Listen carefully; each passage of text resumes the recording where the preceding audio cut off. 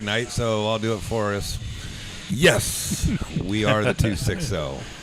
So Matt's here with us. We have our future guest, Brice Bennett, head coach of Blackhawk Christian.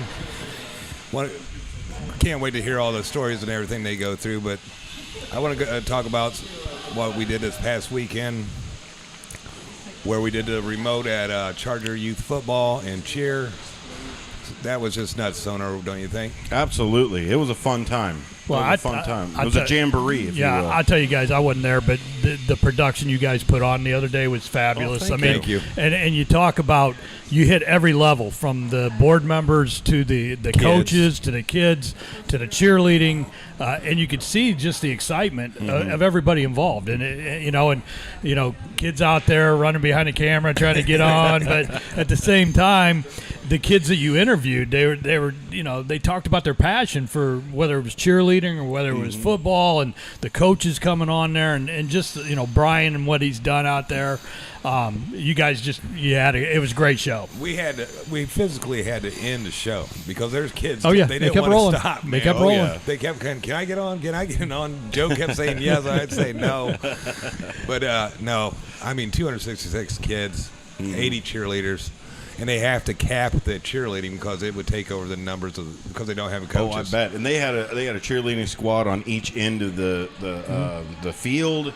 They had kids everywhere. So don't you feel it was like an event? Man. It was an event. It was a jamboree. It was a whole community coming together. That's what the best part of it about. And we've talked about this before, but I live out in that area, and it's a separate community out there. It really is. The support on Friday nights for football is amazing. It really is. You've always said it's an event. And for me to be a Northrop guy, and to slide in there with my Northrop gear, but still being able to support my daughters. They were both cheerleaders at Carroll High School, and my son-in-law is a defensive backs coach there at Carroll now, and so it's an event every Friday. I didn't know I was going to be here for it, and so I didn't pack anything. So I went to the store to go get a shirt, and I'm like, I don't know if I can buy this Northrop T-shirt at all. Come on! If I do that, they're just going to throw me out. Man, I tell you, sometimes at night during the fair, 4-H fair, you're going down Carroll, and then you just see this explosion of cars. Well, Saturday, I'm at Union Chapel in Coldwater, and I look over at that parking lot, and I'm like, oh my. Yeah. It was packed. It was full. Dave and I went the day before. We went Friday, right? Yeah. Empty, and I'm like, this place is huge. Yeah. You got to. He thought it was a high school, man. Yeah, it looks like a high school. And they're going to add another middle school the same size here. And then I get over there Saturday, and I can't find parking anywhere. Yeah. And I'm like, I'm only 45 minutes after the event has started. Wow. Yeah, I'm telling you, it was amazing, and I'm glad we did it. Once again, thank you, Brian, for asking us to do it. Brian Nix.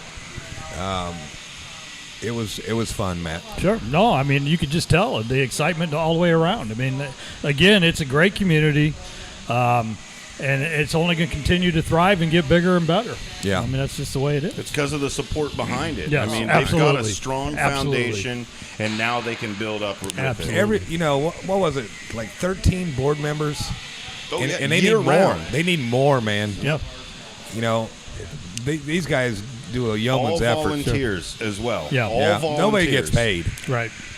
So I mean, no, I just wanted to bring that up. It was awesome. It was fun. Yeah, you guys did a great job. I It was appreciate that. Matt, you brought up last week on current events that we didn't mention Mr. Comet. awesome. Yeah. I want you to talk about Yeah, that. a couple weeks ago, Eddie Long passed away. Mr. Comet. What a tremendous gentleman. I mean, an You was very ambassador. close with the man. Yeah, I was. I got the opportunity through his son Brady to meet Eddie years ago, and me being a big Comet hockey fan and Eddie being Mr. Comet, it was such a unique relationship because a lot of people don't know, but he was a hell of a baseball player. Really? He was one of the better. He kind of had to make that decision: should I go baseball or should I go hockey? They all do. And being from Canada, he decided he went the hockey route, and obviously was the What was it? 14 years with the Comets. I believe so. But that was back in the day when you only had 6 NHL teams. So, but our Tempers flare there when you're seeing the same face all the time. Yeah. But the conversations we had were always, they were great conversations about the competitiveness and the desire to play athletics, sports, whether it was hockey, baseball, whatever it may be, coaching. I mean,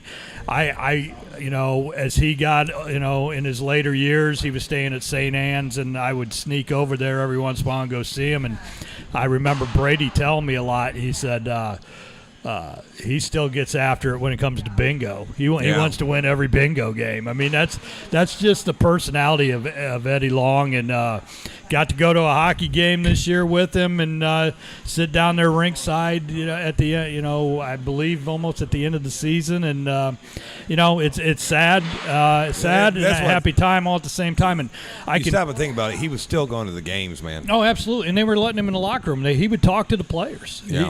I mean, the Frankies really did a great job of letting him come in and just talk about, hockey and what he sees from his perspective of things. And, it's hard for him because as an old school hockey guy, and new school, there's some friends here and there. Yeah. When he played, he didn't have friends. I mean, he went after it, and went against people. But when I went to the viewing, like you said, you went pretty late in season. yeah, How did this escalate so fast? just he was really just a illness that kind of took over. It was, I don't know that it was like a pneumonia or something like that, but he just started to wear and tear. But down. when I went to the funeral, one thing that the family requested is that you either wear your favorite hockey jersey. Oh, that's right. You said that. Or you wear something in orange and black, and it was amazing the number of 16 Eddie Long jerseys, the old spaceman that were there. They were there. It was cool. Tell him what the son said. He said it was a fake funeral just to see who would show up. I mean, that's Brady. Brady's a joker, and he's a great guy. I've had a great relationship with him for over 25 years, and that's Brady and that's Eddie. I mean, but again, it was a unique perspective to have that relationship with him, and just. Again, he was so fun to talk to because he was so energetic and so full of life, and just he loved the game of hockey. And not only a great ambassador for Comet hockey, but a great ambassador for the city of Fort Wayne. I mean, we talk about this. We talked about it at the beginning with Coach Boudreau. Is that a lot of these guys hang around here? They stay. They make families. They love living here. I'll tell you this: Anthony Petruzzelli. Yeah. He ain't selling his house. Yeah. He's coming back. Yeah. So he's over in England right Yeah. now, but they're actually just probably renting it out to the Comets or somebody like that. Yeah.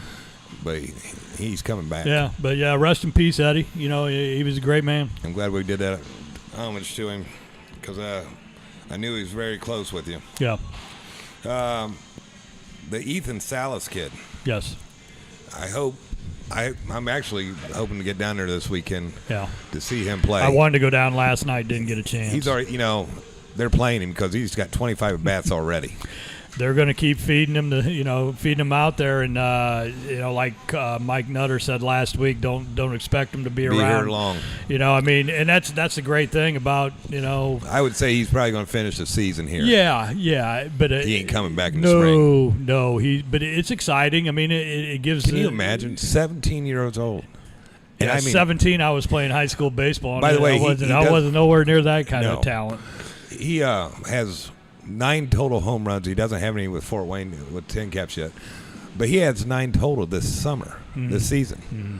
So you're 17, facing 22, sure, 20, 21, 22-year-olds. Yeah, absolutely. And you're winning. Yeah, you're winning the battle, and obviously, I mean, they saw the talent. I mean, they went down in that Dominican, camp, and they, obviously it's signed him. It's interesting to hear Mike say that. He's from Kissimmee, Florida. Yeah, but they sent him back down there. Yeah, that shows how powerful those schools are. Well, not only that, but the parents, having the, being able to guide him through all that, and to be a bilingual catcher.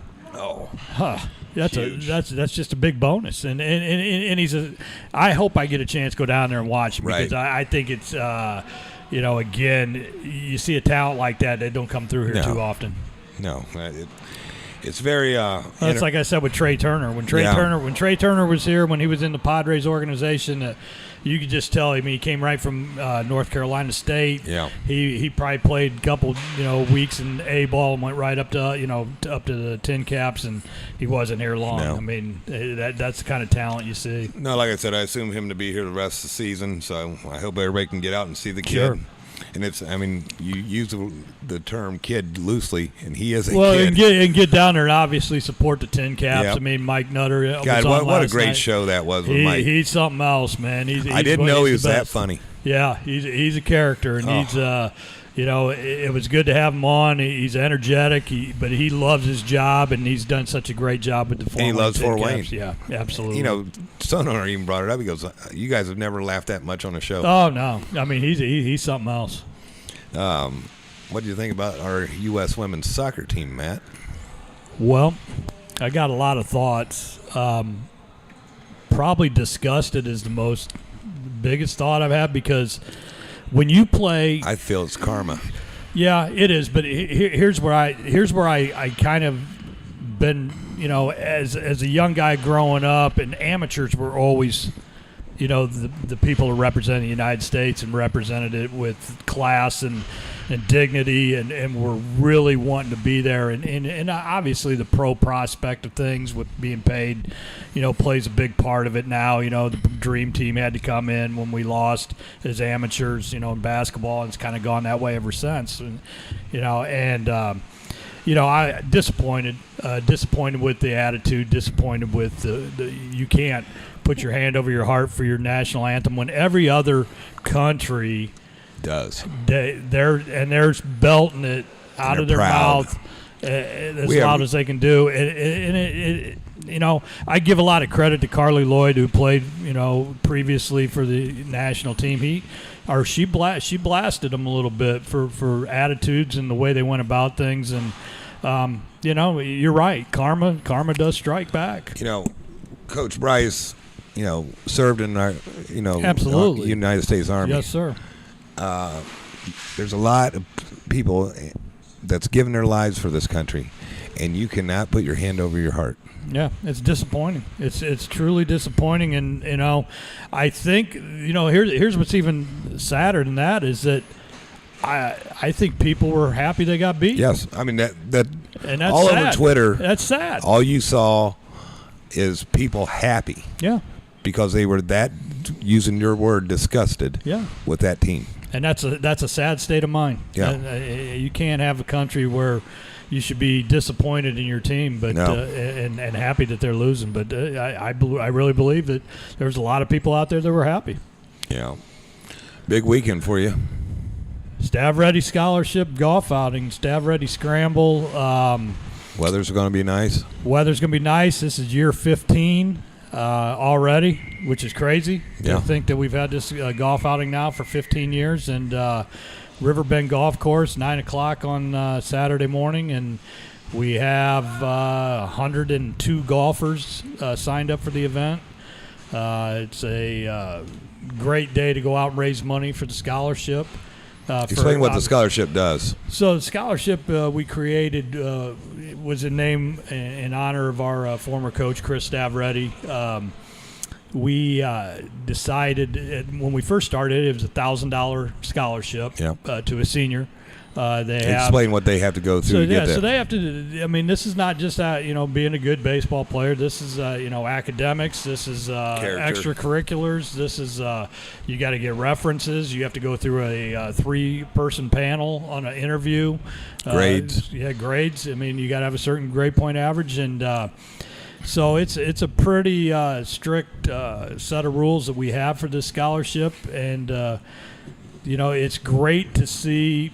We've had multiple winners some years. Some years we haven't had any winners because they didn't live up to the standards of the scholarship. But a lot of the young men that have gained, and won the scholarship have gone on to do great things, and that's always something we're really proud of. But give a lot of credit to Scott Gidley. He played on the 1972 baseball team. He was the one that kind of created the scholarship, and then we had him and Walter committee. Are close. Yes, absolutely. And we went and, we had some meetings and started a committee, and, it's grown, and we've got some people involved that are past scholarship winners now. So it's kind of cool to see those guys, the young guys, take the torch from us, because we're not going to be able to do this forever. But, we've raised. I always enjoyed this, what you say about old Ben Yost. Oh yeah, he's a classic. He's a classic. But he's on our board of directors already now, on the board of directors. Yeah, and we knew that. I mean, that's the kind of guy he is. But it's fun. 24-year-old kid on the board of directors. Yeah, and he's again. Those guys got to carry the torch for us at some point. We today delivered a 4,000 pound stone with Coach Stavretti's accomplishments to the field. Okay. And that was part of our fundraising, in memory of him. Where's that at? It's going to be right outside the new press box locker rooms on the third base side. It's already right there out in concession, so everybody can see it. It's already there. So it was delivered today. I'm hoping to get a chance to go out there tomorrow and take a look at it. But I mean, the scholarship is now it's up to $2,000. We changed it about 4 or 5 years ago. And it's good. It's nice to help people, move on and help them with their education. Obviously, it's great playing baseball at Northrop High School, but there's a lot more things that we can do to help kids out, and that's what we try to do.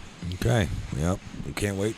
Looking forward to it Saturday. Yeah, should be a good day. Wish it was in the afternoon instead of 8 o'clock in the freaking morning. Hey man, we got to do those things. Get you up, get you breakfast, and get you rolling, man. Damn. You'll be all right. I'm gonna let you go ahead and ruin it for me. Talk about Hard Knocks. Hard Knocks this week was probably kind of, every week they kind of build and get a little quicker and a little more information coming out. But they had a mentalist come in. I can't think of the guy's name, but he came in and he was amazing. These guys, so he had a guy come up and wanted him to think of a new number that he wanted to play with the number. And he had the guy turn around and he wrote the number on a board, and all the guys are up in the stands, and he puts the number up on the guy's back, and he goes, "What's your new number?" He goes, "Number 10." And that place just went crazy. I've seen some things like that before. He turned it around to the guy, and the guy just went running off. He's like, but they did it. They did some with Aaron Rodgers too, where they, it was like a card trick, and it ended up a card trick with one of his coaches trying to pick out a certain animal, or or mascot or animal of that, and ends up it was a goldfish, and the goldfish ends up in Aaron Rodgers' hands. As he no kidding pulls out the card that he had said was 3 of diamonds. So yeah, it was pretty good. But this You episode, said there's some stuff about Big Joe. yeah, Big Joe had the rookie camp.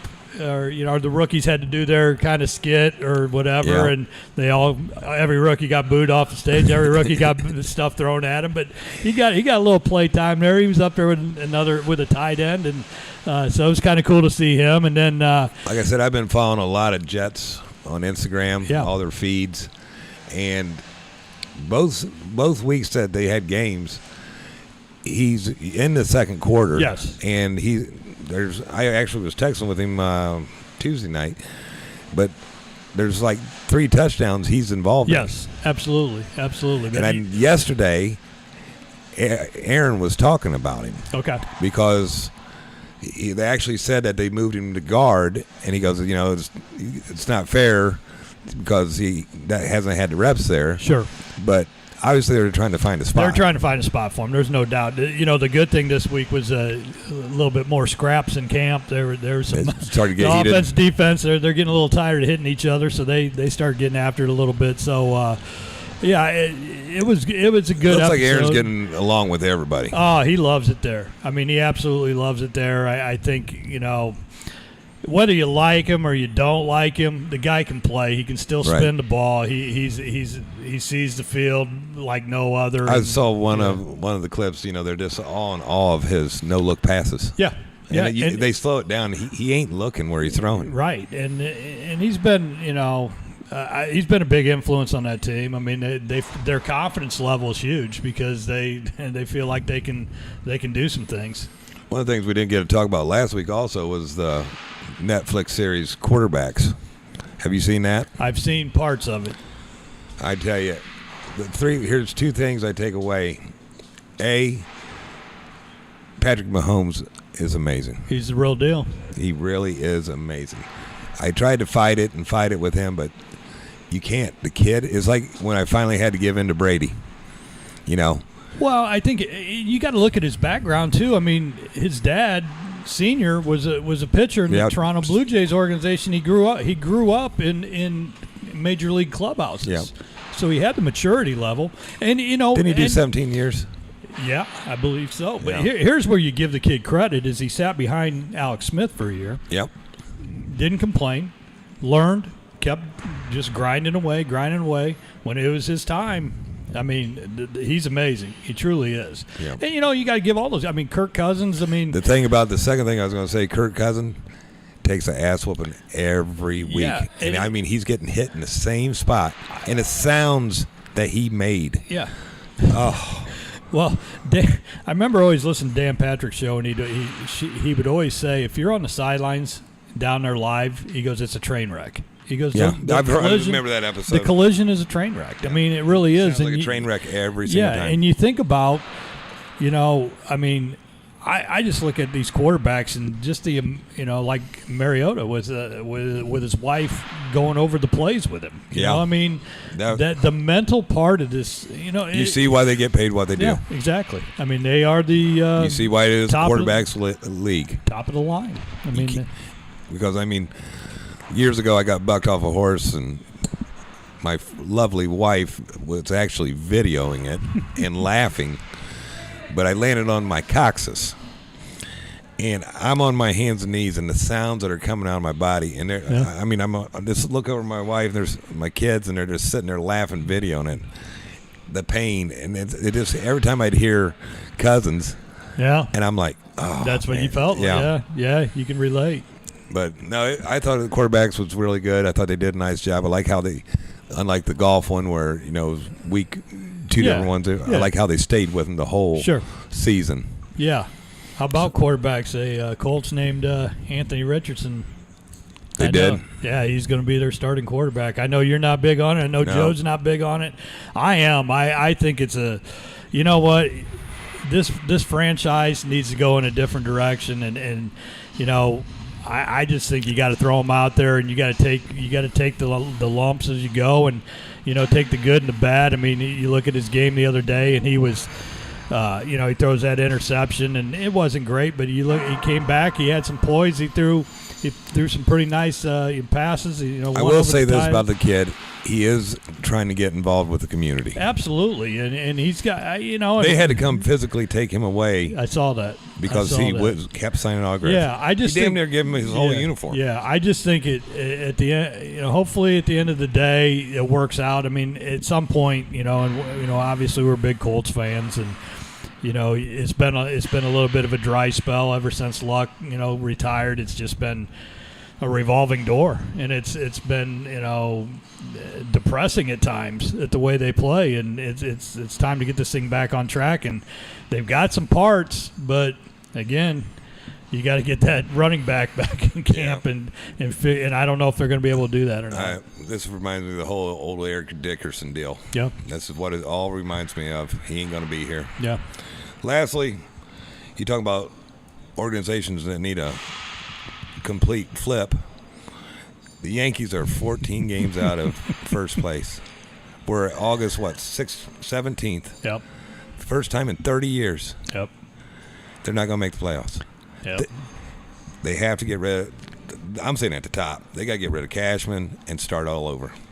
Yeah, I think there needs to be a shakeup. I mean, you can't be the New York Yankees and continue to go about things and not win world championships. No. I mean, that's the world needs Yankees. Yeah, I mean, you think about it's almost the same. They're on the same path as the Cowboys, where the Dallas Cowboys haven't won forever, and then you look at the Yankees and they're starting to go into that slide, and those are two of the iconic franchises in sports. And I'm depressed. I mean, my Cardinals, they've had a terrible year, and I think they'll get things ironed out. But the Yankees need to probably clean house. And when you've been there too long, it's time to go. I don't know, Bob Hamilton. Yeah.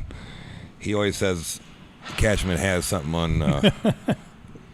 Steinbrenner. Yeah, he might, but again, when you've been there too long, it's time to move on. It's time to do something else, and it's time for them to go a different direction. And part of that too is they don't have the greatest of contracts. I mean, the Stanton thing was never. I still don't think that was a good contract when they got him from the Marlins. No, and they did Marlins a favor. Yeah, and so I think again it all comes down to pitching. If you don't have pitching, you're not going to be around. And you look at the Braves, and they just keep retooling. And they always have pitching. Their always pitching have staff's pitching. always solid. Yep. Well, we're getting ready for Friday Night Lights, and we're going to take a little break. And our next guest is Brice Bennett, head coach of Blackhawk Christian. And as of right now, he has 830 views. There you go. On Twitter. There you go. So people want to hear his story. That's right. All right, so now we're going to take a little break and come back with Brice.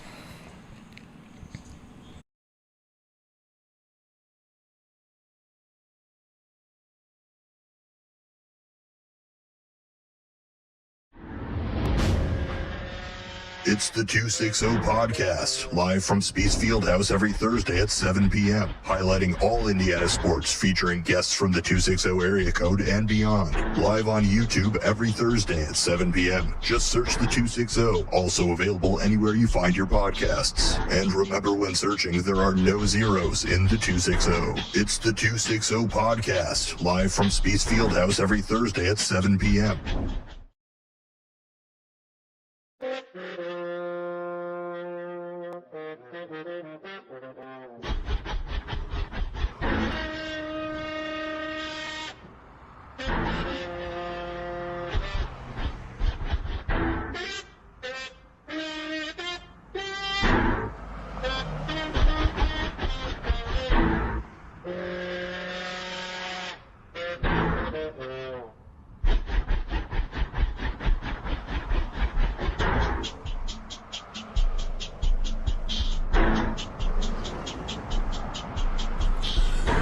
Okay, welcome back. Once again, I want to say thank you to Sonar for all he does and what he did this past weekend. I wanted to make You're sure. welcome, buddy. I'm very thankful. We do it for the kids, right? Yep. Isn't that what we do it all for? And I keep saying head football coach, but I forget to add Reverend in there. So, Coach, the main thing I wanted you to come on the show is to tell us,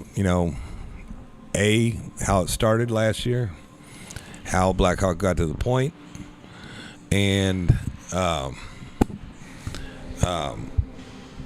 to where we are right there at this point. So go ahead and tell us how Blackhawk got in their heads to play football when they're a basketball powerhouse. Well, I know that the conversation happened before COVID. Oh, really? With That early? the 8-man program coming up in Indiana. But COVID obviously put a halt on all that happening. So I think the major teams that were a part of that was Waldron down there off of 70 and us. Then once that got put on hold, I was working, just down in Monroe at the church at the Lighthouse in Monroe, and I just happened to be looking at job openings there at Blackhawk.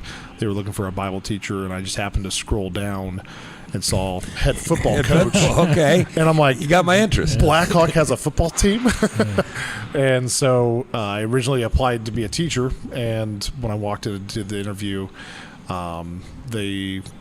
I asked about the head football coach job, and they told me about the 8-man program, how they're starting off brand new, and that absolutely intrigued me. I was coaching at Belmont Middle School, and I had a blast doing that. My boys played there, and just kind of got the ball rolling a little bit, and they told me about how a lot of the families there, a lot of the kids were looking forward to having an opportunity to play football.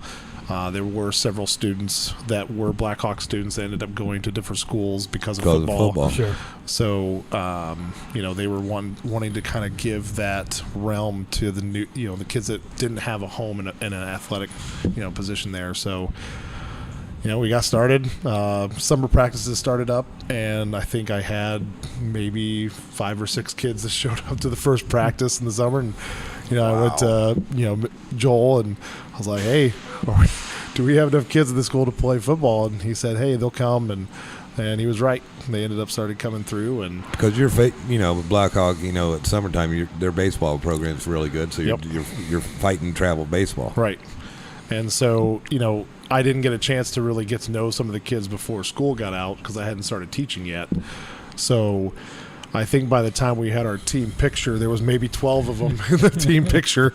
So, but once school started, we ended up kind of jumping all the way up to 25 kids. And the cool part about it was 75% of the team didn't play a single sport at Blackhawk.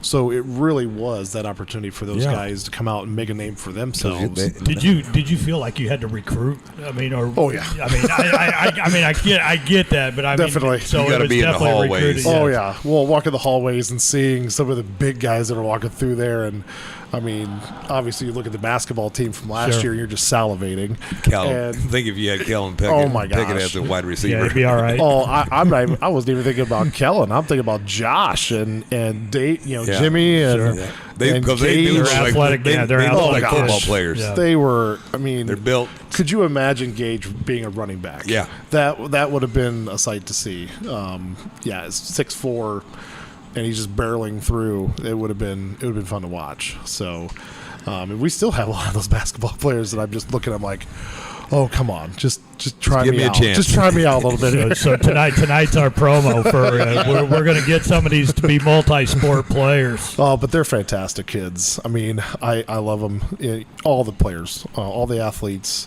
Walking these halls has just been a breath of fresh air. Just being new to Blackhawk and just getting to know the culture. It's night and day, and it's just been, a real joy for me to, get to know these kids, and whether they are specializing in sports or if they're playing multiple sports, they're all great. And so, basketball nights are awesome. Yeah.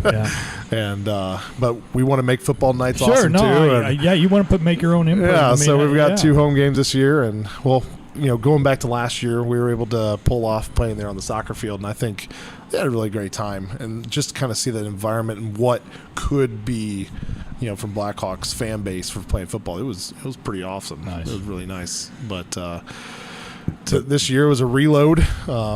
We lost 6 seniors last year out of 25 players, and we were kind of hoping on 19 returning. Yeah. And, we had a lot of interest all through school last year, and I think, kind of on that rough list that I had about 45 kids that said they were wanting to play. But, man, as soon as we started getting down into the summer coming up and things like that, it just kept dwindling and dwindling. Well, when I called you last week and Matt heard the phone call, I've always had in my head that, the Snyder kid that's a third string, fourth string, he's going to say, no, screw it, I'm going over to Blackhawk. Mm-hmm. You say that's not possible because you are capped. We are full. 300 kids, right? Yep, we're capped at 75 kids per class, and our senior class right now is the only class left that doesn't have 75. So as soon as they graduate this year, you got another 75 coming in. Yep, we're full.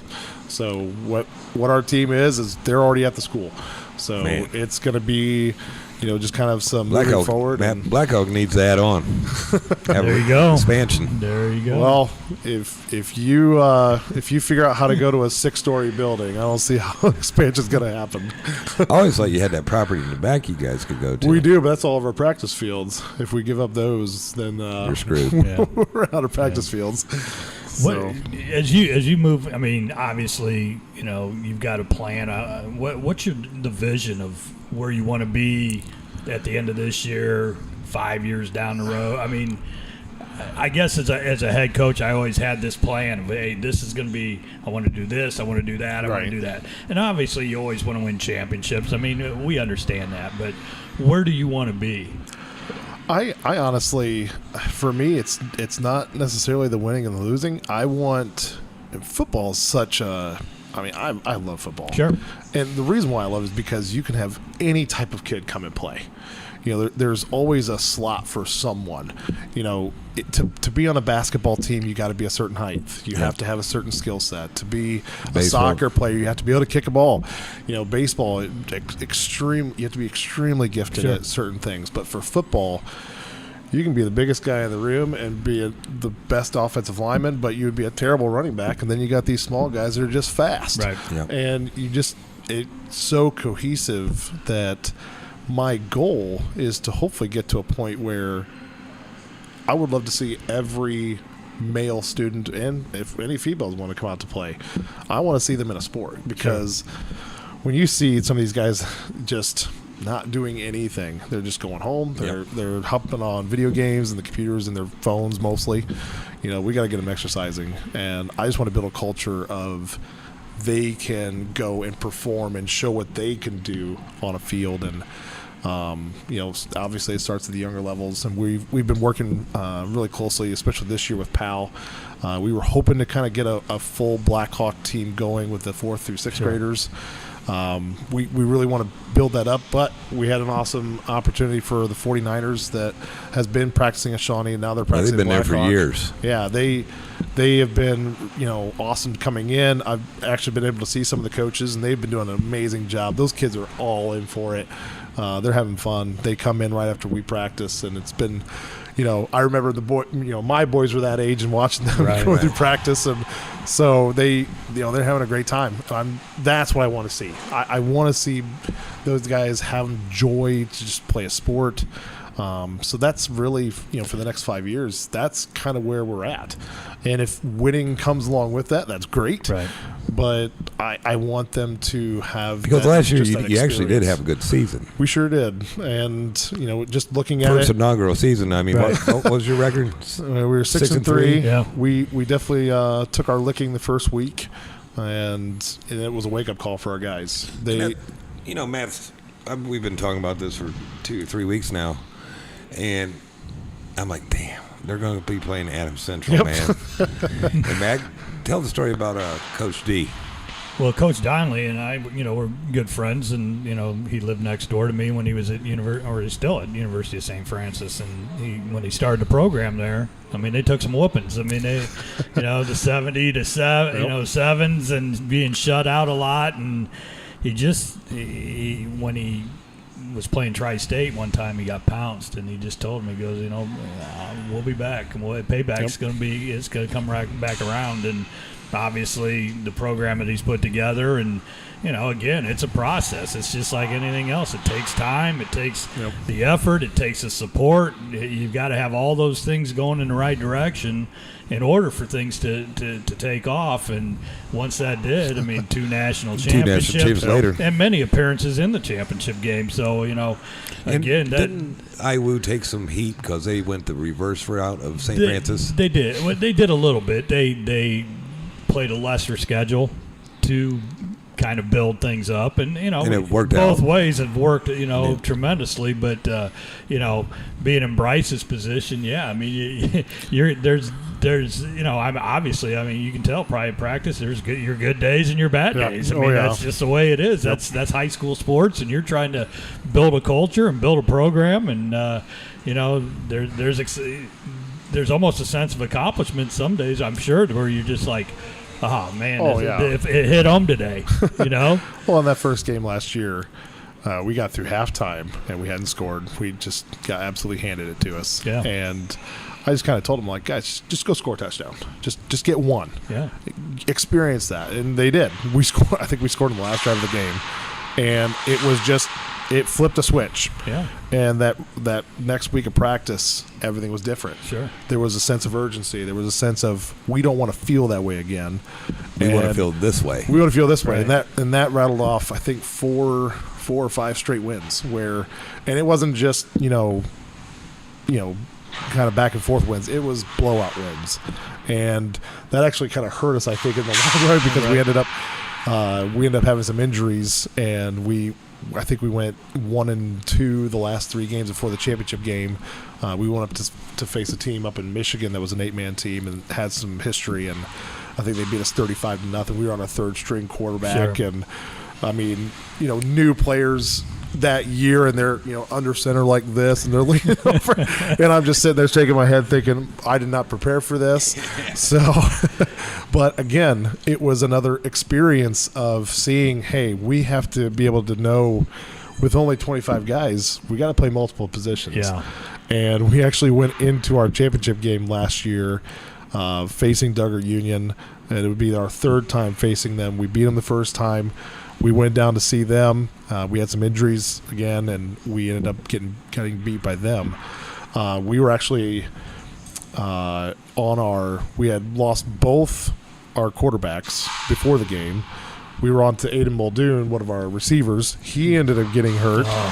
And then our second receiver, Isaac Alexander, came on, and I looked at him. I said, hey, you got 2 days to get ready to play quarterback. And he goes, I'll do my best, Coach. Luckily, he was one of our captains, one of our seniors that graduated last year, and he was fantastic. I mean, and again, going back to just the culture of our school, the culture of our kids, just the mindsets that they have, that they just want to not just succeed, but they want to play for their teammates. And he goes out there, and he was a pretty frail kid, and I said, look, if you're running out there and you see 2 or 3 guys in front of you, just slide. Go down. Just go down. I can't afford for you to go down. I can't. And, it was funny. I think he slid maybe 2 or 3 times, and then he just stopped because he thought to himself, nope, I'm going to keep running. Right. That kid finished with 236 yards rushing and 3 touchdowns. Nice. He converted a 4th and 12 for a 65-yard touchdown run. Wow. And he saved the day. Yeah. And he just, and again, he was one of those kids that played no other sport at Blackhawk. He wanted to play football his entire life. And got his chance. He started talking, he was talking to his parents about going to Snyder to play football back when he was a freshman, and they wanted him to stay for the values, for the school, the education, and so just giving him that opportunity last year was just awesome. And so we wanted to build off of that. That senior class that we graduated was awesome, and I really hope that several of them succeed at the next level. I know Sure. Victor Hoya, he's going to Ball State right now, and I think he's going to try to walk on. I mean, he's 6'4", 6'5", Wow. 215, faster than lightning. He played on the basketball team last year, but I'm really hoping that he can succeed there too. So, but this year we are really young. We've got, I think, 9 or 10 freshmen that are playing out of our 26. And you said 3 are starting? 3 starters that are freshmen. Wow. So 1 on the line. Go to Blackhawk, kid. Hey. You can get playing time real fast. Hey, no, So our varsity quarterback starting left guard and wide receiver. So Yep, we're going to be throw them right into the fire and let them roll. They're ready to go. Yeah. So and they haven't held back in practice either. They're going against Johnny Arrington. They're going against Gage. They're going against Roman. They're really, they're ready. They're hungry. They want to play, and they don't care how old you are. They're going to go after you. Oh, so, absolutely. How is it coaching your kids? You got three boys, and all three have played for you. Biggest joy of my life, and probably one of the biggest headaches, because I'm dad with them, and so that balance of being hard on them, not being too involved with them as the head coach, just balancing that, and just really trying to. Because your son had some yardage. Yes, he did. A lot of yardage. And actually, he started out on the line last year in the first game, and we just kind of noticed that, we needed a little bit more beef in the backfield, and Coach got smart. So they're making a move, right? So, we put him back there, and I had no idea he even had that in him. And he actually surprised all of us, much like a lot of the kids did last year. John Overholt, our quarterback, he was getting ready to play center. And I remember the day that happened that I told him, I was like, hey, you might end up playing center for us. And he interviewed with, one of the news stations, and all he said was, you want to go out there and hit people. Yeah, I saw that interview. And the next practice, he's out there, and he's a gunslinger all of a sudden, and he leads us all season, and he just does fantastic. I mean, and he walked like a quarterback from that point on. It's all mental. Just had that swagger to him, and at 6'4", he had the build to it, and we were so blessed with the players we had last year, and we're blessed this year. It's a total, with only 7 returning, it's literally is just a complete restart. He's like a JUCO, Matt. He has to start over every year. Start over. Yep. Yeah. So only 5 of them have played more than 1 year of football. I think there's about 10 or 11 of them that are returning. Last year was their first year. So I've got some guys that have never played before. Roman Mayer, he's played rugby his whole life, so he ain't scared to get hit. No, he's not scared at all. And actually, he's got some great moves when it comes to just ripping the ball out, because he's just used to it. Yeah. So that's been a blessing. And we've actually gained Jalen Strong from the soccer team. Tell him about that kick. Oh, from last year? Yeah. Oh, yeah.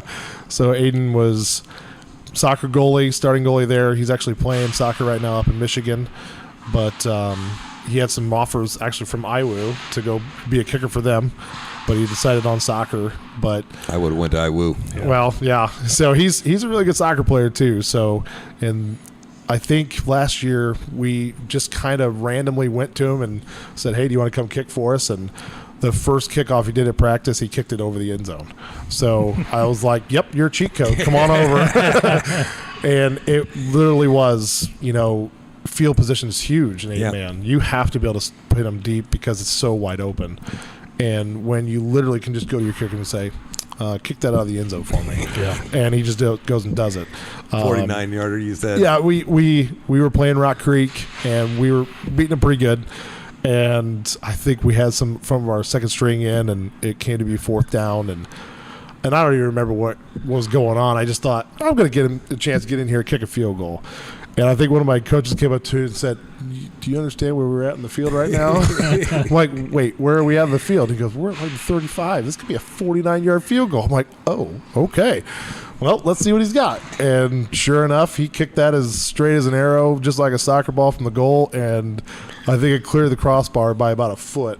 Wow. But nice. First field goal attempt in any game ever, and he just nailed it. And so we ended up sending that video to, I think, 15, and they put it on there for us, and he got a big kick out of that. So, and he was money for extra points all the time, and that was actually one of the big things for us at our home game that we had last year, where the side that we picked to go to first was towards the road, and we don't have any net up over there, so he was just kicking bombs over state. Yes. And we've got kids that are back there trying to catch the ball. I'm like, "Oh no, don't go across the road." Right. So yeah, he was definitely just a commodity that you would never think would come out of 8-man Blackhawk football. But once again, you're talking about Blackhawk Christian soccer. Well, we just got another blessing in disguise this week. Elliot Zimmerman, who's on the soccer team, he's a junior. He's probably one of the best players on the soccer team. he was listening to Sam Myers, our soccer coach, talk about him kicking back at Belmont. Yeah. So, and he just kind of was like, oh, man, that sounds really cool. So he came out the other night, and we were seeing what he had, and sure enough, he kicked it right to the back corner of the end zone. I said, can you do that every time? He goes, oh, yeah, I can do that every time. Yeah, I'm like, nice. okay, you're good. And so we don't have any uprights up yet. We actually were able to acquire some uprights from Huntington North this year, but we haven't put them in yet. When they took down their old field, Craig Baum. Okay, And so I had him kicking over a soccer goal the other night, and sure enough, I think he nailed a few 40-yarders into the wind. And, It's a weapon. It's a weapon. It's That's nice points, guaranteed it's nice to points. have that commodity. So. See, that's like at Northern, Dean Dorfler was our coach, and his son's at Leo now. But Dean would always go to get a soccer player, man. Yeah. Right away. Yeah. And this kid kicked all 4 years. Can't remember his name now, but all 4 years he was a kicker, man. Yeah. It's just amazing how accurate Just they are. all Dean would say, show up one day, do a little practice with Yeah. us, Yep. walk through, go kick off and punt, you're free to go. Right. Hey, Right. Brice, you talk about facilities and that. What's the game plan moving forward? I mean, I know fundraising's got to be a Right. big Yeah. aspect of things to get what you want. But what are you looking? Well, right now I would say, I mean, just again, like you talked about expanding. We have facilities that are aging. The ability to even put something somewhere. I mean, it's pretty far down the road. Sure. But one of the nice things is that we do have a community in Fort Wayne where you see teams that play other places. Snyder's been playing in Northrop for about 50 years, and just Dwanger up until a little while ago, they were playing at Concordia. Sure. So we have some really good relationships. Actually, our middle school team is going to be playing at Blackhawk Middle next door. So they've, whenever they have their away games, they've opened up their field. So our middle school gets a home field now, Beautiful. even before the high school. So Nice. that's awesome. Right. But it actually worked out pretty well even this year, watching, who was at Snyder and Homestead play at Snyder this year. And it had a good turnout. Good. And so we had several people that went to that game from Blackhawk, and they said it was a great experience. And so it's just down the road. That's not a big deal to us. And they've been really gracious to us. Like you said, Snyder's been at Northern for what, 52 yeah. years. Yeah, and Coach Tippmann has been really helpful for us, especially last year with 8-man, just kind of getting that going. He was kind of one of the guys spearheading that, and just being able to use that as our home field even last year. But now they're saying, yeah, come on Friday nights, and maybe that's a precursor to them saying, hey, maybe this is the spot for us. Maybe depending on what they do, but Because usually it's open on Saturdays. yeah, so. I mean, I'm just excited just to be able to play. Sure. And wherever we play, people are going to follow. Blackhawk has great fans. And so they travel That's everywhere. No brainer there. Yeah. I mean, going down and watching. I mean, we had the Like opportunity Joe, my partner, always talks about when he went down to Cincinnati to call that game. He said it was the greatest thing he ever did. Yep. And I think Joe's got 25 plus years of calling Oh, games. yeah. games, Well, yeah. it was such a, this year, obviously, we had great attendance for, being able to go to two different state championships, basketball and volleyball. Yeah. And the girls were awesome. I mean, just seeing our side of the stadium at Ball State, just the sea of blue. And Same in the state championship basketball. Yeah. I mean, it's. Oh, yeah. You see that on this. Well, it's TV. the culture that they built over there. I mean, Yep. not only the athletics, but the school. I mean, Right. the school and athletics play hand in hand, and I Great think leadership. It's absolutely. I mean, I'll say that back. We told you about our pickleball shows, and Matt and Abby Brandenberger. I was telling them about. I don't see Blackhawk being small too much longer, and because they're Matt's alumni, and they don't like that. They want to keep it. They want to. That's what you're probably fighting Yep. a lot of. They want to keep it small. and that's okay. I mean, smaller is better for the classrooms, in that situation. And I mean, the ability to bring that type of education, also just the culture of Blackhawk, would be beneficial if it was more students being able to come in. And I think Blackhawk's leadership sees that. But there's also the flip side of there's nowhere else to grow as far as building wise. So, I mean, I think I'll leave that to the decision makers at the church and at the school, because I mean they're great, and I'll follow them wherever they want to go, because they take care of a lot of things. And Joel is an athletic director. I tell him all the time, I'm like, I don't want your job, because I don't think it's anybody else that could do his job the way he does. He's just all over it. And just the support that he's able to show to every program that we have. It sounds like he's giving you great support. Oh, yeah. He's been amazing. And Principal Harmon has been awesome as well. And just the entire administration has really been behind us. Because as we've seen, especially last year, just the schools that were kind of on the fence of being an 8-man and things like that, I mean, some of them didn't even have school backing. Yeah. And that's... And you got Blackhawks. I can't even imagine trying to start a football program without that. And so the helmets ain't cheap. No, they are not. And getting them reconditioning, it's not cheap either. No, that's what we talked about on our remote we did with Carroll Charger. They actually do have great help from OPS and Dr. Russell. Yep. But it ain't cheap, those helmets. No. Because it's 5 years, right? You got to get rid of them. They have a 10-year shelf life, but then by about 5 years they'll start pulling them out when they start not passing their tests. So So what's pregame speech for tomorrow? Good question. Ooh, we going just Lou Holtz or what? Well, the biggest thing for these guys is make sure your Christian character shows through. Sure. And so. Pre-game speech is always you represent your school, you represent your Lord, and you represent each other. And just making sure that when they are out in the field that they are exuding that to the other team. When I actually take on that mindset of, hey, if you hit somebody, pick them back up. Don't taunt, don't do anything like that. Prove it on the field. You don't need to prove it with your words. And just go have fun. Again, this is going to be a first experience for them. Sure. I mean, yes, last week we did a scrimmage, but just not the same. Scrimmage with? We went to Union City. It was kind of a last minute thing. You did a round-robin deal. Yep. We played them and Lincoln High School. So we didn't get a chance to play Westdale. They looked pretty good, too. So we had a good time. But they've been playing. Right, they've been playing for years. Yeah, we went in there. And actually, the part that I thought we were going to be good on. I mean, they've been playing for years. Man. Yeah, I mean, the parts that I thought we were going to do well in last Friday, we didn't do well in, and the things that I thought we needed a lot of work on, we actually did pretty well. So, just the back and forth this week of really trying to nail down our offense and defense. See, Brice, I tell the story. There's a school outside of Muncie called Monroe Central. Yep. And they're 7-8 years in now. Yep. And they had the same struggles you did because there's always been a little farm school. Right. And now through Muncie expanding out a little bit, they had enough kids to start football. 1A program. But all of a sudden here come a lot more Muncie kids, and they've really escalated their game quickly. Right. Yep. So that's what I always had in my head with Blackhawk. But when you explain 300's cap, 300's, that's it. Right.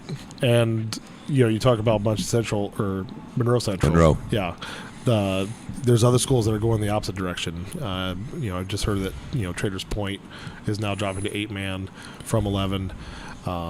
It's unfortunate when you have those low numbers where literally one kid, can affect a lot of your team. That's why I wanted to do this show, to let everybody know what Blackhawk is going through and what the head coach has to go through. Oh, yeah. And what the kids, the players, they're going to be playing both ways. Right. And, even with, the expectation of having 19 to return, only having 7, it's not that they're, sitting down on their couch and doing nothing or anything like that. The community mindedness, the friendships that they have at this school, they want to do everything together. And that's great. Yep. I mean, everybody wants to play with their best friend. And so, I kind of joke around, but, the tennis team is going to have a really, really good football team this year. So, but I think they're going to have a really good tennis team too. So, I think both of their matches have been rained out so far, but we're definitely looking forward to seeing how they play this year. And I know Will Guthrie, who I would love to play football, but he is a really good tennis player. He plays basketball. I think he's like 6'4", and I was looking at him today, and I thought, boy, is he still growing. And, great attitude.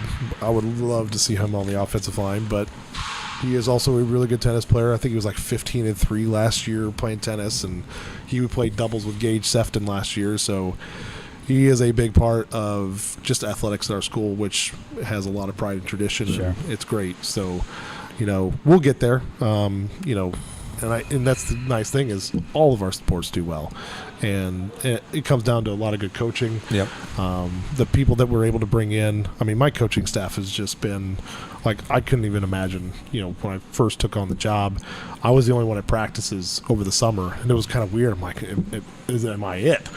And then just Don't feel bad. Jason Dorvler has the same problem. Well, out of the woodwork, Rob Bogle, he's a pastor out there at Central Ministries. He's been awesome. He was a wide receiver coach at Homestead. Really came on as my defensive guy last year, and really he took that over because I was doing the offensive stuff, and creating an 8-man offense out from scratch was pretty backyard challenging. football, man. Yeah. So it was a lot of fun, but bringing in Kevin Kinnison, who was our head baseball coach. Yeah, absolutely. He played Yes. quarterback at Yes, he did. Snyder. I played pal with Kevin. Yeah, so he was great, Yes. especially for Big So John. he's on the Overhaul. staff. Yep. He was Nice. his ability to work with John last year, and now working with my son, who is the quarterback now as a freshman, just the way he's able to talk to him and really kind of galvanize, hey, you're good, but let's work on these things. And he knows how to talk. Not only just football, but talking with kids. He's just been around Football kids has his always entire been life. with him. His dad was actually a assistant coach with Dallas. Yep. Yeah, he's a quality guy. Yeah. I mean, that's a good pickup there. Yeah, because good for you. Yeah. Oh, yeah. And Yeah. then just Reese Barnhart. He's on the maintenance staff there, but he was a kicker at St. Francis and did special team stuff all through high school, and so just having his expertise and coming on, and then of course Ryan Neumeister, who was dad for one of the players on the team, but just his knowledge of stuff. He came from New Pal and down by Indianapolis. And so he's used to the big school scene Sure. of football, and so he's definitely all in. And Yeah, and big of course, New Pal. yeah. But picking up Thomas Manier this year has been huge. Obviously, we were hoping that we were going to have a JV team, and he was supposed to be my offensive coordinator just to kind of take some of that off of me being able to do more head coach stuff on the sidelines. And he was supposed to be the JV head coach this year, but with only 25 kids, we're not doing a JV. No. So, but he's really, it's been great just watching him work with those kids. He spent 14 years out there at Maple Creek. And that's Brian Nix from Carroll Chargers gave me his number originally to get a hold of you. But then I saw you on Twitter, and I was like, hey, Coach. Yeah, so it was funny. I was looking at that text message. I'm like, I'm not Tom. Hey, Coach, I'm really happy you was our 24th guest. I really appreciate you getting out here telling your story, telling Blackhawks story. Wish you the best of luck. Yep, public service announcement. Multi-sport at Blackhawk Christian. Yes. Let's help this guy out. Come on, kids, get out there. Let's get some guys out there. He's got plenty of uniforms for you. Yes. Oh, we do. Yep, we do. So I really appreciate it. But before we go, we do a rapid fire. Okay. And I'll go first. If you could have a cup of coffee or your beverage of choice with anybody past or present, who would it be? My grandpa, who passed away a couple years ago. Wow. Nice. You got him one, bro? Well, I know he doesn't have time to watch Netflix. He's too busy doing his thing. Are you a Netflix guy? I'm a big movie buff, so if I get time, definitely not during football season, but yeah, I like to watch movies. Okay. What's your favorite restaurant in the Fort? Ooh, that's tough because there's so many good ones. It might have to be Ziano's. Nice. Yep, Nice. I love myself some Ziano's. I took Sonar there Friday. The 99. I'll just say this right now: the 99 breadsticks, 99-cent breadsticks need to stay. Yeah, the breadsticks get you. They are the Stuffed best. shells and then the honey breadsticks too. That was good stuff. That was good stuff. I always go for the perked classic up. pizza. Yeah, he did. Now I come out. Sonar, yeah, you're coming out funk over there, man. I didn't know they had what he got because I don't like that fettuccine. And one of the big things things for them is they love veterans. They're huge. Once again, thank you for your service. Thank you. No, wait. When we were doing drills and stuff there in Fort Wayne, I'm usually the guys trying to look around for, especially for the soldiers, for just deals and things like that, and they give 50% off for veterans. So, really? Oh yeah. So I'm like, hey, we're going to Ziana. Go there. It's definitely a good place to go. What would somebody be? What is something about you that people would be surprised to know? I don't know. First thing I'm going to say, I'm trying to figure out you skating. Oh, well, my wife is a very good cook. My mother-in-law is a very good cook. So before I met either one of them, I was in really good shape.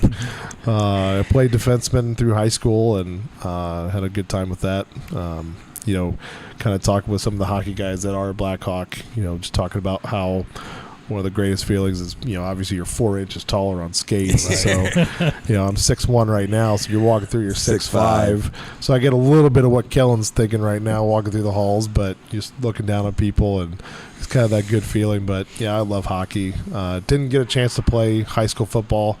Back in my day, IHSA didn't look too kindly on homeschoolers playing football. They required us to, I think Norwell was doing like a block system back then, and they said that we had to go to 3 out of 4 classes to be able to play. And my brother and I were kind of looking at that and thinking, well, we might as well just go to school if we're going to do that. Sure. So both my brother and I were kind of on that track of graduating early from high school. You did, 16 years old, man. So we both were 16. My brother ended up going to Huntington University, and I went to Taylor University here in Fort Wayne. But we both went towards hockey just because, football was no longer an option for us. So it was interesting, but now kind of coming back full circle, he actually just lives, less than a mile away from Blackhawk, and we were able to. There was a couple of openings that happened for the junior class, and so my nephew, Parker Bennett, just became a student at Blackhawk, and now he's on the team. Nice. So now I get to coach my nephew, and so now they're going to be like, well, what's going on? There's 3 Bennetts on the team.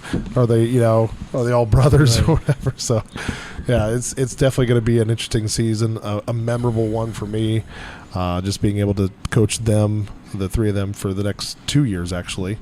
And then once, my son and my nephew graduate after next year, then I'll have my youngest son will be a freshman. So got some Bennett's coming up the way, Sure. but I definitely some more last names coming up the way to make sure we can keep the train on the tracks. Once again, wish you the best of luck Yep. starting tomorrow night. It's gonna be a blast. Appreciate I love it. Yeah, thank you. Going to be fun. Hey, so now we're going to take a little break and get Coach off. Then I want to come back and do something with you real quick. Let's do it.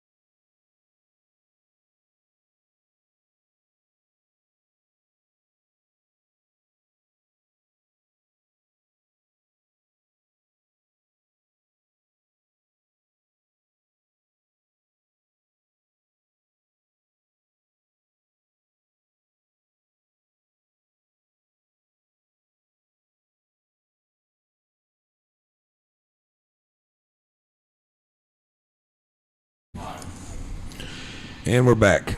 Well, that was pretty informative, don't you think, Matt? Yeah, I wish them nothing but the best. I think Brice is a great leader of people, and I think that they'll get that thing rolling on the right tracks, and you'll see Blackhawk Christian competing for championships at some point. It's just the culture of what they. It's going to take time. It does. Nothing comes quick, but you know, Blackhawk. And they were blessed last year. Yeah, and Blackhawk Christian with the environment over there, with the athletic program, and just the support that they have, you know, from the community. Again, we talk about communities, and that's another huge community over there is Blackhawk Christian. That they'll succeed. I mean, they're gonna, you know, nothing's easy. It'll be ups and downs, you know, for a year, maybe two. Who knows? But maybe 3. You know, but at the end, he'll get it rolling. Kids each year. That's a huge thing. I think, like I said, you know, talking off air about, you know, getting Kevin on there, you know, on their staff will help, because that'll bleed a little bit of the baseball guys into the football, and you know, again, they compete and want to do well for each other as students. So, Sonar, can you pull up the pictures that Sherlyn sent you? I just want to give people a shot here of what's happening here at Speeds, and if you heard some noise on the show, but the courts are gone, man. It is empty. So the turf's out, and this is the turf right here. This is where the turf used to be. Yeah, way back there in the back. Back. Yeah. I came here Tuesday to return the chairs that we used for the remote, and I was just shocked. I sent Joe some pictures, and he was like, "Oh my!"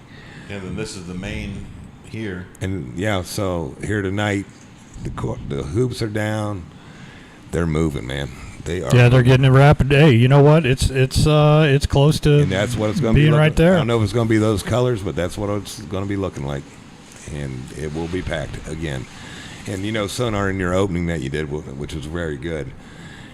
Yes, Speeds is going to be back to being full. Yeah. And the weekends here are going to be full. And I wish nothing but great luck to them. Ace Pickleball, TK, Scott, great people, man. Yeah, great people. Yeah, I mean, you know, they're ready to bring it here to Fort Wayne to make things bigger and better for our community, and you know, for this field house to be able to host major tournaments. Those. Yeah, I mean, you know, you get the tournaments in here, and then you might get some deals with TV, and next thing you know, you're on the regular circuit for pickleball. So, you know, kudos to them for pushing it. Yeah. Now, it's 8:13. If we can do this in about 3 to 4 minutes, that'd be great. Yeah. But Sonar, I just wanted to go over to thank our viewership that we have. Yes, thank you. Yes. I mean, we're over 4,000 views on YouTube, and talk about that, Sonar. Yeah, we can't do it without you guys. I mean, at the end of the day, we need people to talk to. We need the community to gather around. We started this podcast in that vein, we need a place that is a town crier, you know, like this is what's happening around here. These are the people that you may see on the field, you may read about, or you may see on what, Channel 15 or something like that. What we want to do is we wanted to bring the community right here. Give you more than a minute. Exactly. Right here to your screens, your phone. We appreciate all the people who have engaged with us on Twitter. I mean, that has been amazing, having great conversations with everybody. At times, you even suggested where we could go, what people we could interview. I mean, we got called out last week for the Jamboree. Yeah.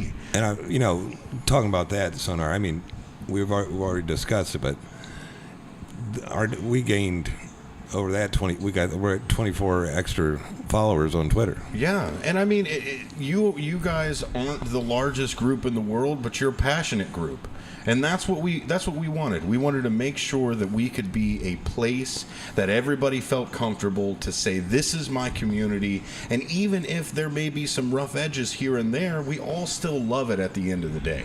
And you know, Matt, when I think I showed you these numbers, but when Sonar told me in 6 months of doing this show, we are in the top 40 percentile of podcasts. We moved up because of you. We have moved up to the top 40% of podcasts, and that's nationwide. Yeah, that's huge. as it's out there. And most podcasts don't make it to twice as many of what we've got. You said here. it's 12 weeks? Yeah, about 10 to 12 weeks. Most podcasts can't. And that's because you guys, the listeners, the audience, the community, have gone around and helped us get to that. Now, we'd love to keep rising, so share it out there. Get it out at the 260 for everything. This is essentially our inaugural season. This is it. I hope we have next year. I hope we have another draft party. I look forward to having a Super Bowl party with everybody over here. We're probably going to run a couple championship games. Oh, and that's another thing out of that, Matt. They asked Brian and the board asked us to do the championship game. That's awesome. Yeah, that's absolutely awesome. And call it. So yeah, and that's what it is we're here for the community.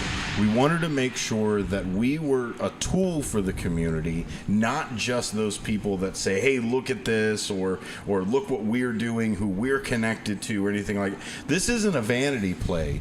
This is something to galvanize around, so that, I like that coach over here.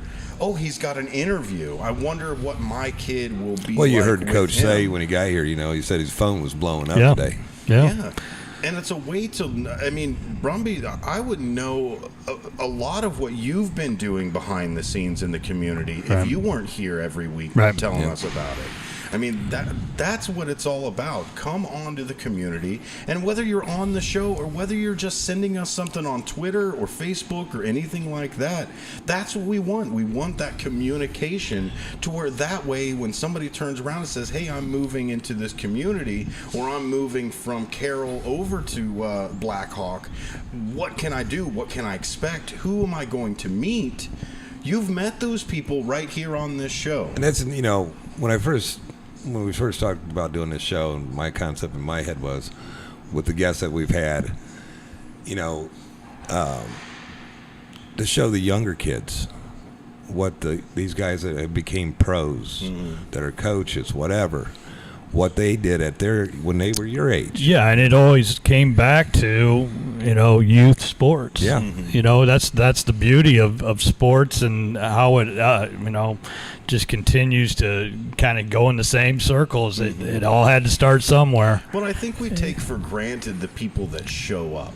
Yeah. That's really what it is. The just, people that show up every day, every week, the just 11 like him. board members that are there, just like Coach Bennett. He just got out of practice. Yeah, he's got a game tomorrow. He shows up, and we take that for granted. We say, you know what? This is the guy who brings the balls every week. Yeah. This is the guy who brings the clipboard every week. Yeah. This is the guy that stays late and makes sure that the kids get back home. Yeah.